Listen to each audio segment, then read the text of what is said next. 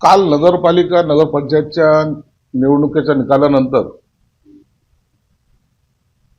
आपण पाहिले असेल महायुतीला भरघोस यश असं प्राप्त झालेलं आहे. पहिल्यांदा कार्यकर्त्याच्या निवडणुकीसाठी महायुतीच्या नेत्यांनी जे काही प्रयत्न केले, मग त्यात देवेंद्र फडणवीस असतील, एकनाथ शिंदे साहेब असतील किंवा अजितदादा असतील, यांनी महाराष्ट्रभर पिंजून ज्या सभा घेतल्या त्याचा हा परिणाम आहे. आमच्याबद्दल बोलायचं झालं तर एकनाथ शिंदे साहेबांनी जवळपास 55 सभा, रेकॉर्ड ब्रेक सभा या महाराष्ट्रामध्ये घेतल्या. आमचा स्ट्राईक रेट जर पाहिला तर हा सर्वोत्तम स्ट्राईक रेट तुम्हाला पाहायला मिळेल. 132 जागा लढवल्या आणि 61 जागा जिंकल्या. आणि त्यामुळं भाजपने निश्चितच जास्त जागा लढवल्या, जास्त त्यांचे नगराध्यक्ष आले. परंतु आम्ही सुद्धा त्याच गतीने पुढे गेलेलो आहोत. ज्यांना कधी काळी असं वाटायचं की शिवसेनाचं उमेदवार निवडून येतील की नाही, किंवा यांना पराभवाला समोर जावं लागेल, त्यांना दिलेला हमी हा झटका आहे. म्हणून काल शिंदे साहेबांचं सर्वच लोकांनी अभिनंदन तर केलंच, परंतु शिंदे साहेबांनी सुद्धा सांगितलं की आम्ही चांद्यापासून बांद्यापर्यंत आमची शिवसेना पोहोचू शकलो, हा त्यांना अभिमान त्यांनी व्यक्त सुद्धा केलेला आहे. म्हणून मतदारांनी दिलेल्या कौलाचं आम्ही स्वागत करतो, त्यांचा आभार मानतो. कार्यकर्त्याला किंवा सर्वसामान्य जनतेला काम करणाऱ्या माणसाची निवड करणं यामुळे सोपं झालं. निश्चितच हा महायुतीचा विजय हा येणाऱ्या महानगरपालिका निवडणुका असतील, जिल्हा परिषदच्या निवडणुका असतील, यावर परिणाम करून जाणार आहे. उद्धव ठाकरे पक्ष पूर्ण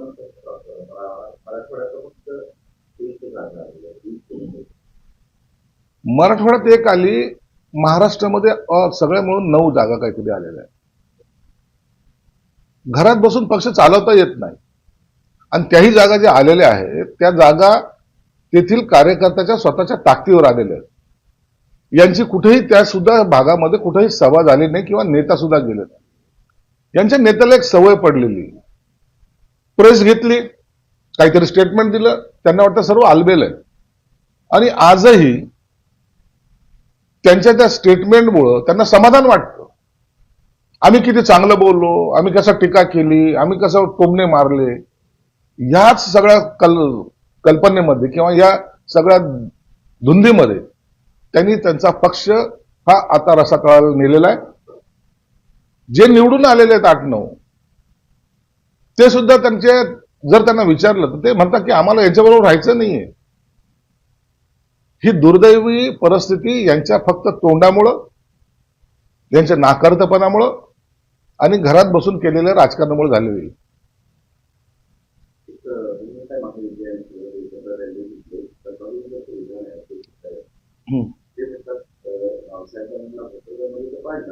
पण कन्नडमध्येही आमचा रोल होता, फुलंब्रीमध्येही आमचा रोल होता, खुलताबादमध्येही आमचा रोल होता.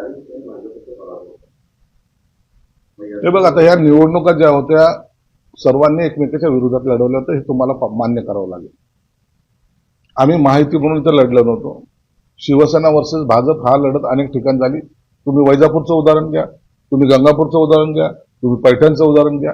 या सगळ्या लढती ज्या आहेत युती न झाल्यामुळे झालेली लढती आहेत. आणि म्हणून एकमेकाच्या विरोधात असताना एकमेकाला पाडणं हे साहजिक आलं. म्हणून काही ठिकाणी पराभव सुद्धा आम्हाला पत्करावा लागला, भाजपला सुद्धा पत्करावा लागला. आमच्या उमेदवाराला पळवापळी केली होती ना.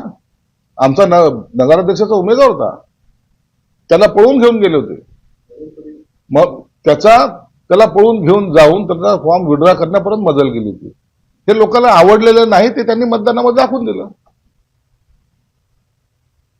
मुंबईमध्ये आता महायुतीची चर्चा अंतिम टप्प्यात आली आहे राज्यासाठी, पण भाजप 150 किलो जागांवर काम. अवघ्या 1-2 दिवसामध्ये महायुतीची चर्चा पूर्ण होईल. या महायुतीच्या चर्चेमध्ये देवेंद्र फडणवीस साहेब, एकनाथ शिंदे साहेब आणि अजितदादा हे प्रामुख्याने सहभागी झालेले असतात. म्हणून चर्चा तर 150वर वाढलाय, कितीवर वाढलाय याबद्दल भाष्य करणं योग्य नाही. हे सर्व नेते एकत्रित बसून निर्णय घेतील आणि त्याची घोषणा मला वाटतं 1-2 दिवसामध्ये होण्याची शक्यता आहे. संजय असं सांगितलं जाते आता संजय राऊत भाजपने तेच सांगितलंय की नियमची तयारी सुरू आहे, एकत्र लढलं पाहिजे आणि 2 दिवसात अंतिम केलं जाईल. एकत्र लढणं हाच एकमेव पर्याय आहे. एकमेकाची ताकद एकमेकाच्या विरोधात वापरण्याऐवजी एकमेकांनी जर एकत्रितपणे ताकद वापरली तर सगळ्या ठिकाणी, महानगरपालिकेच्या सगळ्या ठिकाणी महायुती ही विजय होईल आणि जनतेला सुद्धा हेच पाहिजे. जनतेचा कौल महायुतीकडे आहे हे आपण लक्षात घेतलं पाहिजे. याची ताकद त्याची ताकद हे खरंच जर आपण बसलो तर त्याचा आता काही ठिकाणी जो काय फटका बसला तसा फटका बसण्याची शक्यता नाकारता येत नाही. पण भाजप 150 वर जागा लढवण्यावर ठाम आहे. हे पण आहे, हा पणच बाजूला करण्यासाठी महायुतीचे नेते बसतील. दुसरीकडे केडीएमसी मध्ये भाजप एकट्याने लढण्याची शक्यता होती. असं काही होणार नाही, असे चिन्ह मला तरी दिसत नाहीत. जेव्हा दोन्ही नेत्यांनी देवेंद्र फडणवीस आणि एकनाथ शिंदे साहेबांनी स्पष्ट केलं की आपण महायुतीत लढू, तर मला वाटतं त्याच पद्धतीने ते लढतील. कोणीही अतिताईपणा करणार नाही याची काळजी हे वरिष्ठ नेते घेतील. काल डोंबिवलीमध्ये भाजपच्या कार्यकर्त्यांच्या मेळाव्यात स्वतः भाजपचे प्रदेशाध्यक्ष रवींद्र चव्हाण यांनी ते संकेत दिलेले आहे. त्यावर देवेंद्र फडणवीस साहेब त्यांच्या पक्षाचा निर्णय घेतील, पण वाद होणार नाही, वाद टाळावा यासाठी आम्ही सुद्धा प्रयत्नशील आहोत. आता युबीटी आणि मनसे या दोघांची युती उद्या जाहीर होणार. मुंबई महानगरपालिकेपुरती उबाठा, मामू आणि मनसे यांची युती होण्याची शक्यता नाकारता येत नाही. परंतु यांच्याबरोबर काँग्रेस आणि शरद पवार राष्ट्रवादी हे राहणार नाही, हे चित्र आता स्पष्ट झालेलं आहे. म्हणून यामध्ये नवीन काही चमत्कार घडतो असं समजण्याचं काही कारण नाहीये. तरी राजसाहेब ज्या ज्या गोष्टीवर अडलेले आहेत त्याच्यातून आणखी तोडगा निघालेला नाही. या वरील डोममध्ये एकत्र आले होते दोन भाऊ, इथूनच या युतीची आणि जागा वाटपाची घोषणा होणार आहे. आनंद आहे. जागा वाटपाची घोषणा करा, युती करा, त्याला आमचा काही विरोध असण्याचं काही कारण नाही किंवा त्याच्या भाष्य करायची काही आवश्यकता पण नाही. आता जनताच काही दिवसातच तुम्हाला ठरवेल की या मुंबई महानगरपालिकेवर कोणत्या पक्षाचा झेंडा फडकणार आहे.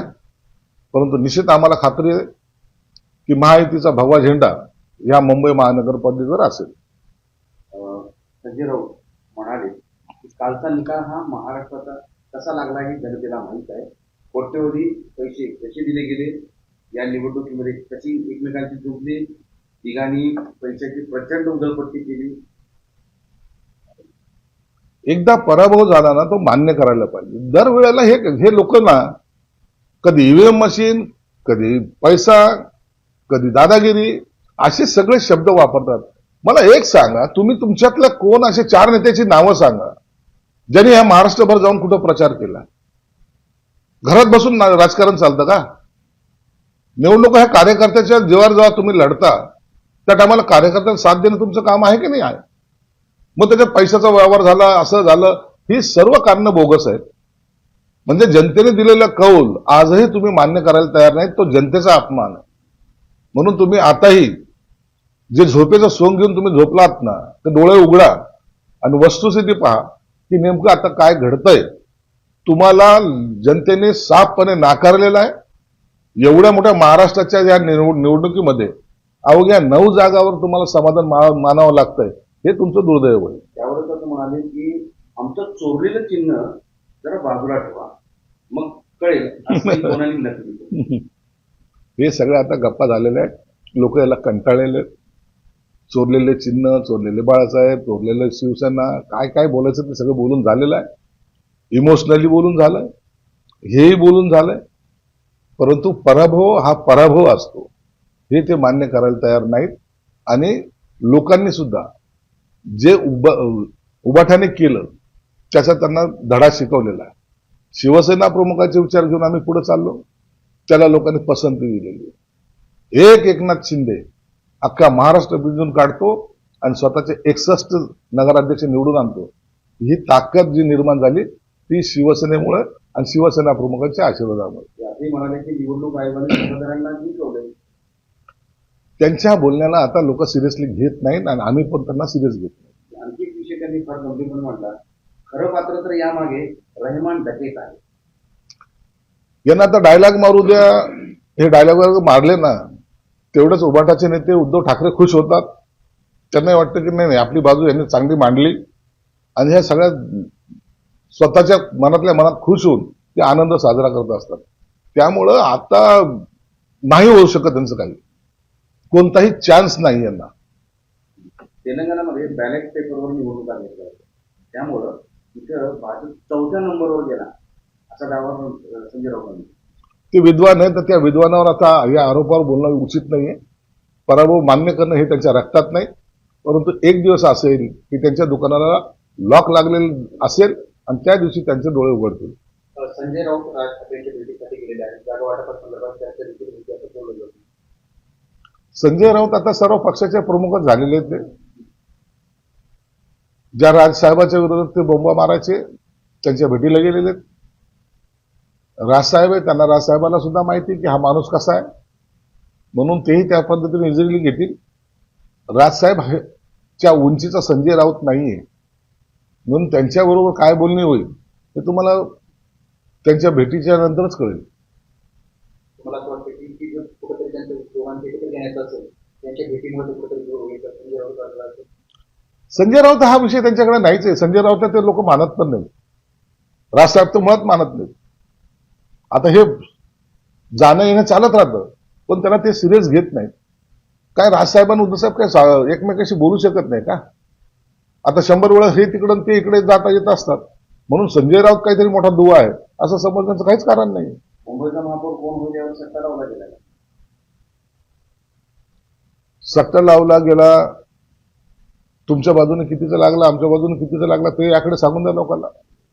आता पर्सेंटेज पासून हटलेत ते आता सट्ट्यावर आलेले आणि त्यांचा येणाऱ्या निवडणुकीमध्ये जो बट्ट्याबोळ होणार आहे त्यामुळे यांच्यावर मला वाटतं पैजा कमी लागले असतील. इथल्या स्थानिक मुद्द्यावर आता जबाबदारी आहे बैठक सुद्धा असणार. काय तोडगा निघेल, काय तुमचं काय काही ठरलंय का जो एवढ्या जागांसंदर्भात आपण मागणी करणार आहे? मंत्री अतुल सावे आणि मी गेल्या बैठकीमध्ये आमचे जे दोन्ही पक्षाचे नेते किंवा पदाधिकारी त्यांना सगळ्याला सांगितलं आज 22 तारीख आहे, फायनल आज बैठक होऊन त्याच्यात तोडगा काढला पाहिजे असं अतुल सावेंचंही म्हणणं आहे, माझंही. युती करण्यामध्ये आमचा दोघांचा एक कल आहे, परंतु ज्या वाटाघाटी थांबल्यात त्या मला वाटतं आज पूर्ण होतील आणि सन्मानजनक दोघेही पक्षाच्या जागा हे वाटल्या जातील असा आम्हाला विश्वास वाटतो. आज तुमचा आत्मविश्वास पण वाढलेला आहे, कारण तुम्ही सर्वाधिक 55 जागा आणि 2 नगराध्यक्ष निवडून आणलेले आहेत आणि तुलनेनं भाजप केवळ 37 नगरसेवक निवडून आलेत आणि एक मोठा भाऊ तुम्ही झाले. संभाजीनगर हे मुळामध्ये शिवसेनेचं आहे. दरवेळेला शिवसेनेच्या बाजूने संभाजीनगरच्या जनतेने कल दिलेला आहे.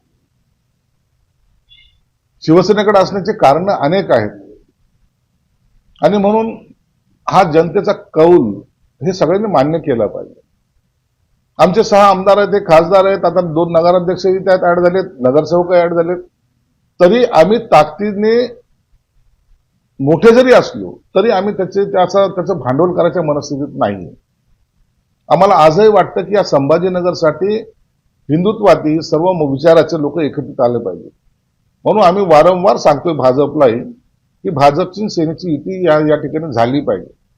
त्यासाठी मी स्वतः पुढाकार घेतोय, स्वतः बोलतोय आणि त्याचा रिझल्ट आज यावा अशी अपेक्षा आहे.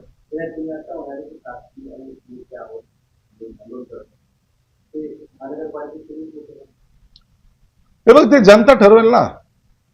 एकदा निवडणूक लागली त्याच्यानंतर किती सीटी निवडून येणार हे कोणता भविष्यवाला सांगणार नाही, पण जनता ठरवेल. जनतेच्या हातात असतं आणि जनते ज्या पद्धतीने आशीर्वाद देतील त्याला आपण ऍक्सेप्ट केलं पाहिजे.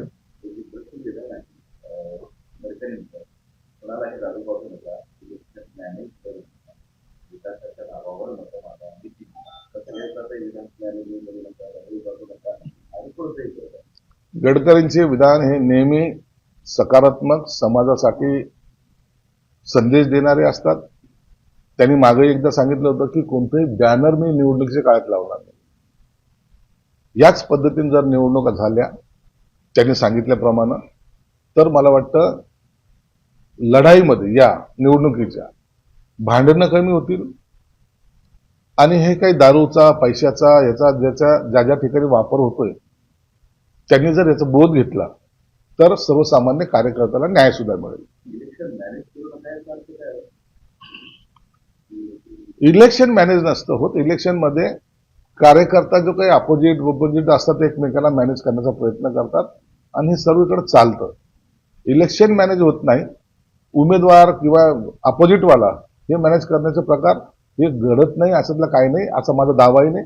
होतात, असे मॅनेजही होतात आणि त्याच्यामुळे इलेक्शन सोपं करण्याची पद्धत जी काही उमेदवार वाटते तो तसं अंमलातही आणतो. ई केवायसी न करणाऱ्या बहिणी बाबा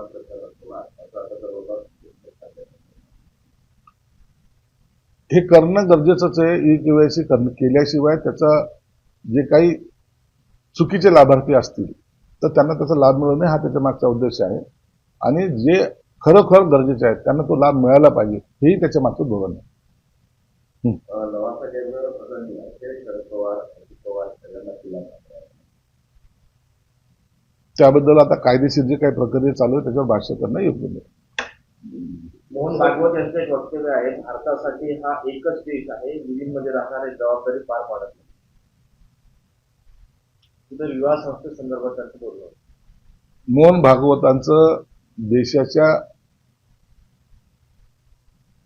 संस्कृतीबद्दल असलेल्या स्वाभिमानाबद्दल केलेलं त्यांनी एक वक्तव्य.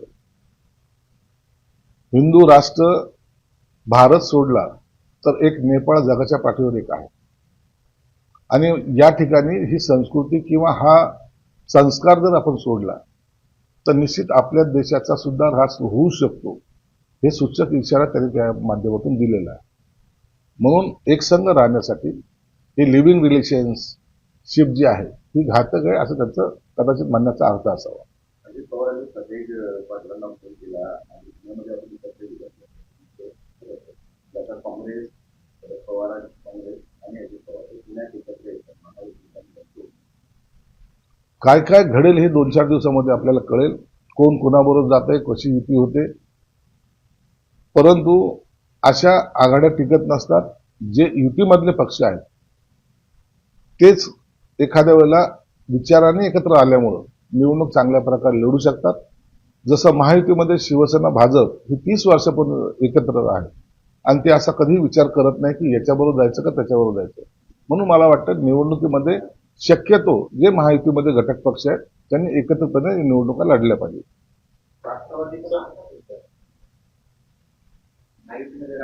मी तेच सांगितलं की महायुतीमध्ये जे घटक पक्ष आहेत त्यांनी एकत्रपणे निवडणुका लढल्या पाहिजे असं आमचं मत आहे. माणिकराव कोकाटे यांची त्याचा काय विषय. महुआ के जो पक्ष है वो सब मिलकर 50 का आंकड़ा पार नहीं कर पाए करके उसके ऊपर आपका. देखिए महुआ जो आघाड़ी है ये अभी बिखरी हुई आघाड़ी है. कहीं एक जगह पे वो काम करती नहीं. उनमें के जो उबाठा गट के जो नेता है वो कहीं इलेक्शन में घूमे भी नहीं, कहीं उन्होंने प्रचार दौरे भी नहीं किए. जो होगा भगवान भरोसे होगा, इस तरीके से इलेक्शन नहीं लड़ी जाती. कांग्रेस उनके साथ में नहीं थी, शरद पवार जी उनके साथ में नहीं थे, सब अलग अलग लड़ रहे थे. अब नतीजा उनका ये हुआ कि एक साथ नहीं रहने की वजह से आज वो 50 का आंकड़ा भी पार नहीं कर पाए. यही हालत उनकी महानगर पालिका में होगी. महानगर पालिका में इनकी युति नहीं होगी और हम शिवसेना भाजप एक साथ एक संघ बल्कि निवडणूक लड़ेंगे और हमारा हर जगह पे विजय हमारा ये निश्चित है.